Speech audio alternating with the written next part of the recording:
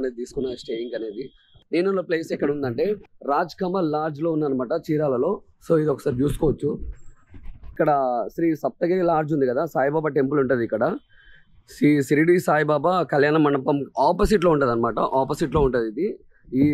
ఈ లాడ్జ్ పేరు వచ్చేసి రాజ్ కమల్ లాడ్జ్ అనమాట. ఇది ఇక్కడ అవైలబుల్ ఏమున్నాయంటే AC rooms, non AC rooms ఉన్నాయి అనమాట. ఇక్కడ మనకి లిఫ్ట్ కూడా అవైలబుల్ ఉంది అనమాట. ఇది సెకండ్ ఫ్లోర్ లో ఉంటుంది. సో ఇది రిసెప్షన్, రైట్ సైడ్ లో కనబడుతుంది కదా, ఇది రిసెప్షన్ అనమాట. నేను ఒకసారి లోపలికి వెళ్తున్నా. ఫస్ట్ మాకు ఏ రూమ్ చూపిస్తారా? AC room. ఒకసారి లైట్ ఆన్ చేయండి. సో గైస్ ఇదనమాట మనకి ఏసీ రూము. ఏసీ రూమ్లో మనకి ఏమి ఇచ్చిండంటే ఒక సోఫా సెట్ ఇచ్చిండు, ఇద్దరు పడుకోవడానికి అంటే ముగ్గురు ఉండడానికి ఒక బెడ్. ఓకే. సో ఇక్కడ ఈ రూమ్లో ఏంటంటే మనకు ఒక ఏసీ ఇచ్చిండు, వాష్ మిషన్. ఒకసారి మనం వాష్రూమ్ కూడా చూద్దాం, ఎందుకంటే మనకు కంపల్సరీ కదా. ఇది వెస్టర్న్ ఇచ్చిండు మనకు టాయిలెట్స్. ఇది మిర్రర్ ఇచ్చిండు. ఓకే 1500 అంటే ఓకే.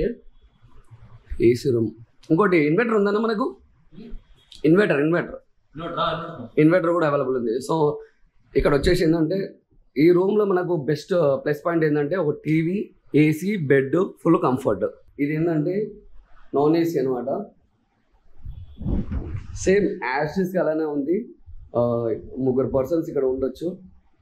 సేమ్ యాషెస్ అలానే ఉంది. ఒక మిర్రర్ ఒకటి ఇచ్చిండు. ఇక్కడ వాష్రూమ్. ఇది కూడా వెస్ట్రన్ కల్చర్ కాదు ఇది.